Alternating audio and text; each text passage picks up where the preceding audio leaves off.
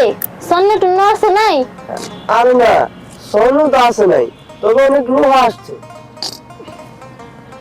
লোহাও বিক্রি করতে পারবো।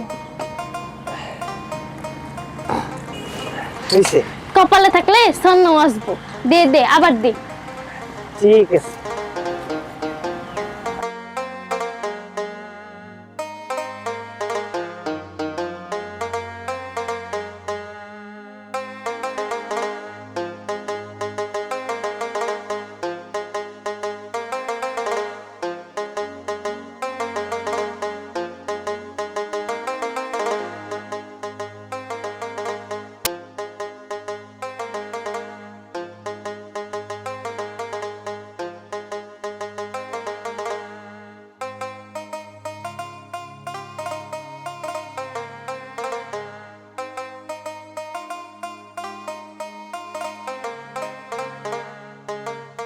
স্বর্ণ আছে না এইবারও? না না না, এইবারে কপালে স্বর্ণ আসে নাই।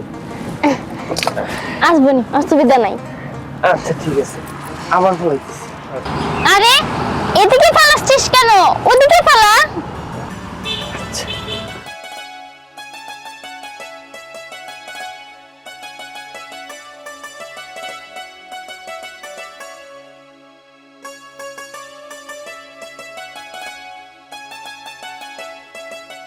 সাবধানে টানো, সাবধানে টানো।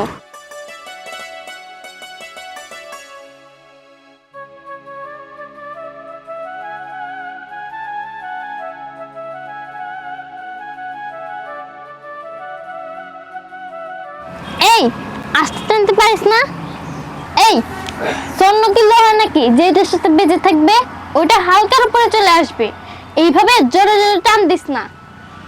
আচ্ছা ঠিক আছে, আস্তেই টানবো।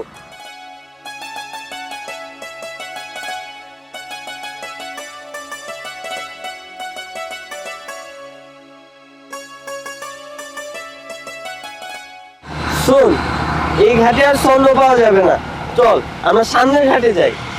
ঠিক আছে চল।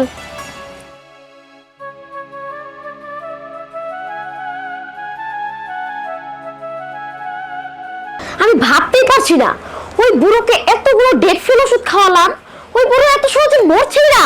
ওর এক সাইড শুধু প্যারালাইসিস হয়ে গেছে। কি যে করি না, তুমি জানো ওই বুড়ো মরে গেলে আমরা তো কোটিপতি হয়ে যাব, কারণ আমার দুলা ভাইয়ের অনেক সয় সম্পত্তি আছে। যা অর্ধেক পাবে আমার বোন, আর অর্ধেক পেয়ে যাব আমি। তুমি ভাবতে পারছো আমি আর তুমি রাজার হালে চলাফেরা করবো? কবে যাওয়ার স্বপ্নটা পূরণ হবে? আমি তোমার একটা কথা বলি, এইসব নিয়ে তুমি কোনো চিন্তা করো না। আমার একটা শিষ্য আছে, মানে আমার একটা স্টুডেন্ট, ওই একাই 10 জনের সমান। ওকে আমি ফোন দিয়ে নিয়ে আসি, ওই বুড়োকে জবাই দিয়ে একদম দুনিয়া থেকে শেষ করে দিই। এই তুমি কি পাগল হইছো নাকি? আরে শোনো, এখন যে যুগ সব হচ্ছে মোবাইলের যুগ, মিডিয়ার যুগ। এখন যদি তুমি জবাই করে মানুষটাকে মারো, মিডিয়ার মানুষ এমন মানুষ, হ্যাঁ গন্ধ শুয়ে যায় আমাদের চিনা ফেলবো যে আমরাই খুনি। এই কাজ তো করা যাবে না। এই শোন, ওই বুড়োটাকে কবিরাজ বাড়ির কথা বলে বাইরে নেওয়া যাবে না? ওর যে অবস্থা রে, ওর মানে কিভাবে বের করব? আরে শোন, আমরা কেন বের করব? লোক আসতেছে, তুই শুধু ওই বুড়োরে বলবি যে আপনার চিকিৎসা করতে কবিরাজের কাছে আপনারে নিয়ে যাব, সেটা বললেই হবে। তা না হয় বুঝলাম, কিন্তু বুড়ো যে চালাক, মানে একটুতেই বুঝে যায়। আপু তুই একটু সামনে নে না, আমি তো এদিক সামলাচ্ছি। আচ্ছা ঠিক আছে, এটা নিয়ে তোর টেনশন করতে হবে না। কি করতে হয় না হয় এটা আমি নিজেই করব। শোন, বুড়োকে পুকুরে ফেলে দিব। ঠিক আছে চল, ঠিক আছে চল, আসো আসো। হ্যাঁ চলো।